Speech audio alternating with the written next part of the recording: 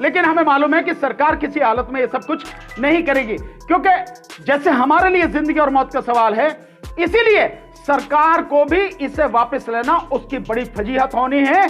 प्रधानमंत्री ने जिस तरह से अपने आप को और देश की पूरी सरकार को अंबानी और अडानी की चौखट पर गिरवी रख दिया है, उनकी गुलामी में पूरी तरह से लगे हुए हैं, उस स्थिति में उनके लिए बहुत भयानक स्थिति होगी। इसलिए अभी वो वापस नहीं लेंगे। मेरा अपना आकलन यह है कि अभी और लंबा चलेगा, कम से कम 2-3 महीने तो लग ही सकते हैं, ऐसा मेरा आकलन है। अच्छा सर, जो है 1 से 1.5 साल के लिए सरकार पीछे ले रही है बिल को, तो किसानों को मान नहीं जाना चाहिए इस बात पे? एक चीज को समझे आप, ये कौन कह रहा है? ये बीजेपी सरकार कह रही है, और बीजेपी सरकार का मतलब ये है कि सीधे सीधे मोदी जी कह रहे हैं, और मोदी जी की बात और कुत्ते की लात बिल्कुल बराबर है। मोदी जी की बात पर विश्वास यूं नहीं किया जा सकता कि जिस दिन से वो सत्ता में आए हैं उस दिन से, और बल्कि और थोड़ा पीछे चले जाओ 2014 के चुनाव में जब उन्होंने प्रचार किया पूरा, और जो बातें कही और आने वाले समय में उन सारी बातें जो सामने आई हैं, उससे यह सिद्ध हो रहा है कि मोदी जी झूठ बोलने के अलावा दूसरा कोई काम नहीं है। सुबह से जिस समय उठते हैं, शाम जिस समय सोते हैं, झूठ ही झूठ बोलते हैं। ये जो 1.5 साल की बात कर रहे हैं उसके पीछे कारण है, 2-3 कारण है, मैं आपको बताना चाहता। नंबर 1, इनका मकसद जो है इसको पीछे टालना नहीं है। इनका मेन मकसद यह है किसी भी तरह से ऐसा जाल फैला के, किसी भी तरह से ऐसी बात करके जिससे इनके झांसे में किसान फंस जाएं, इस आंदोलन को उठा देना। क्योंकि ये आंदोलन उठाना अब सरकार के बस की बात नहीं है। जिस तरह से आंदोलन जड़ पकड़ चुका है, जितने व्यापक स्तर पर यह फैल चुका है पूरे देश में, अब ये वाली स्थिति नहीं रही जैसे शुरू में कहा जा रहा था कि पंजाब और हरियाणा के किसान हैं। अब पूरे देश के किसान इसमें लगातार शामिल हो रहे हैं और देश के भिन्न भिन्न क्षेत्रों में आंदोलन हो रहा है। जैसे आप देखेंगे बिहार में हो रहा है, जैसे आप देखेंगे पश्चिम बंगाल में हो रहा है, कलकत्ता में लगातार चल रहा है, पटना में लगातार चल रहा है, तमिलनाडु में 3-4 जगह पर लगातार धरना चल रहा है, आप कर्नाटक का देख रहे हैं, आप उड़ीसा के लोग यहां आ ही रहे हैं, मध्य प्रदेश में लगातार हो रहा है। ये जो सारी चीजें हैं, तो आंदोलन को हटाना अब सरकार के बस की नहीं है। किसी भी कीमत पर, ताकत के दम पर भी वो इसे नहीं हटा सकती है। इसलिए वो एक जाल फेंक रही है, एक साजिश रच रही है कि किसी भी तरह से आंदोलन को हटाया जाए।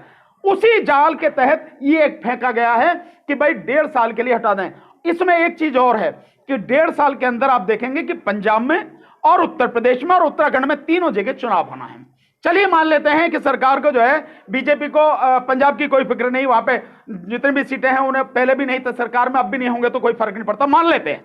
लेकिन उत्तर प्रदेश उनके लिए बहुत महत्वपूर्ण एक प्रदेश है जहां पर आज उनकी सरकार है और आगे वो सरकार बनाए रखना चाहते हैं, क्योंकि बहुत साफ है, स्पष्ट है, सबके सामने है कि देश में जो दिल्ली की सत्ता अगर किसी के हाथ में या किसी राज्य के माध्यम से आ सकती है तो उत्तर प्रदेश उसका बहुत बड़ा एक भाग है, बहुत बड़ा एक कारण है। इसलिए उत्तर प्रदेश में मार्च में, उत्तर प्रदेश में, उत्तराखंड में और पंजाब में चुनाव होने, उसके कारण भी यह जाल फेंका जा रहा है, क्योंकि प्रेशर लगातार बढ़ता चला जा रहा है। अगर यह आंदोलन जिस तरह से बढ़ रहा है, आप देखें पहले नहीं कहते थे, लेकिन पूर्वी उत्तर प्रदेश के सारे किसान, मोस्टली जो किसान हैं, जो सिख समाज के हैं वो बैठे हैं, मुस्लिम समाज के हैं वो बैठे हैं।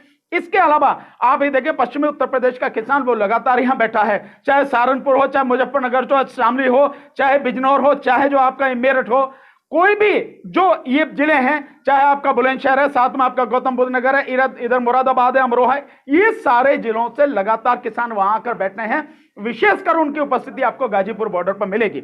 इसलिए इस आंदोलन को उठाने के लिए ये एक षड्यंत्र रचा जा रहा है सरकार के माध्यम से। आप जरा एक देखिए, जिस व्यक्ति का कोई विश्वास नहीं है, क्योंकि जो झूठ बोलने में माहिर है और कब पलट जाएगा, कब यू टर्न ले जाएगा, आप नहीं जानते हैं। एक नहीं है, इसके कितने उदाहरण हैं। हर बात पर वो झूठ बोला है और यू टर्न ले गए हैं। पहले जब प्रचार 2014 का था, आधार कार्ड नहीं होना चाहिए, बड़ा इसका जबरदस्त प्रचार किया गया, लेकिन पूरे 5 साल में आधार कार्ड ही, हर जगह आधार कार्ड लागू कर दिया आपने।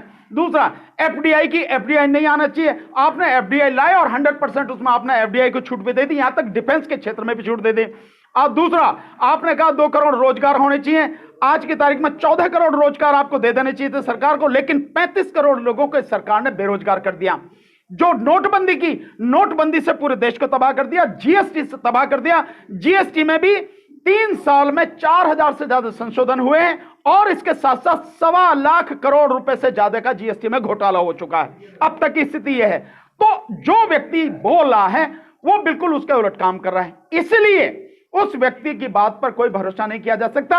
आज आपसे कह रहे हैं आंदोलन आप हटा दिए, आप यहां से हट गए, कल ही जाने के बाद में अगर उसको जो खत्म कर दे कि ठीक है हमने तो कहा था नहीं मानते हम, आप क्या कर लोगे? लेकिन सर बात कर रही है कि हम सुप्रीम कोर्ट को लिखित दस्तावेज दे रहे हैं आपको, एफिडेविट। आपने कभी सुप्रीम कोर्ट में जो सेंट्रल गवर्नमेंट द्वारा और विशेषकर मोदी सरकार द्वारा जितने भी केसों में एफिडेविट फाइल किए देखें जरा, उसमें झूठ बोला है।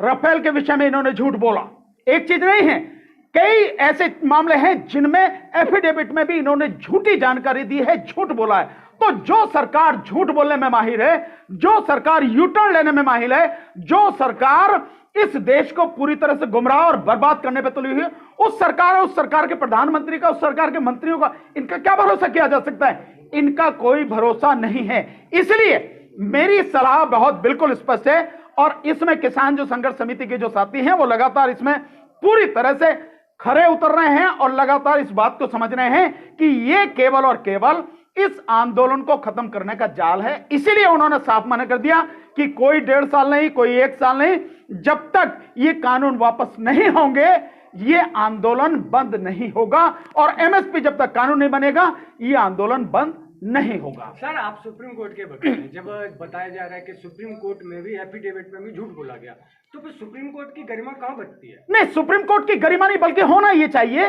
कि सुप्रीम कोर्ट को इनके खिलाफ एक्शन लेना चाहिए। लेकिन लेगा कौन? जब सुप्रीम कोर्ट सरकार के हिसाब से काम कर रही है, सरकार के तरह काम कर रही है, सरकार के साथ खड़े होकर काम कर रही है, उसको पूरी तरह से डिफेंड कर रही है, तो कार्रवाई कौन करेगा? मैं नहीं कह रहा हूं, आप देखो कितने ही केसेस में जो है उन्होंने झूठे एफिडेविट दिए हैं, जो सूचना है वो छुपाई गई है, गलत सूचनाएं दी गई हैं, तो उसका काम क्या होगा? आपने कभी देखा है कि सीएजी की रिपोर्ट में जो वो है रेट्स ना लिखे हों? सीएजी की रिपोर्ट जो राफेल पर फाइल की गई उसमें लिखा है ABCX वगैरह इस तरह से करके लिखा है। ये आपको रेट बताने हैं कि कितने रेट में था, कितना पैसा घपला हुआ, वो नहीं है। और क्या सुप्रीम कोर्ट को दिखाई नहीं दे रहा है जिससे रंजन गोगोई खत्म करके चले गए जरा सी देर में? तो सुप्रीम कोर्ट जब सरकार के साथ खड़ी हो गई और सरकार की ही बातें बोलने लगी, उसी को डिफेंड करने लगी, उसी के लिए काम कर रही है, तब कौन करेगा कार्रवाई? कार्रवाई करने वाले तो वही है, आप और मैं तो है नहीं। आप और हम तो केवल आपको बता सकते हैं, इंडिकेट कर सकते हैं कि ये स्थिति है। सॉल्यूशन क्या है? सॉल्यूशन देखिए, सॉल्यूशन बहुत सीधा सा है।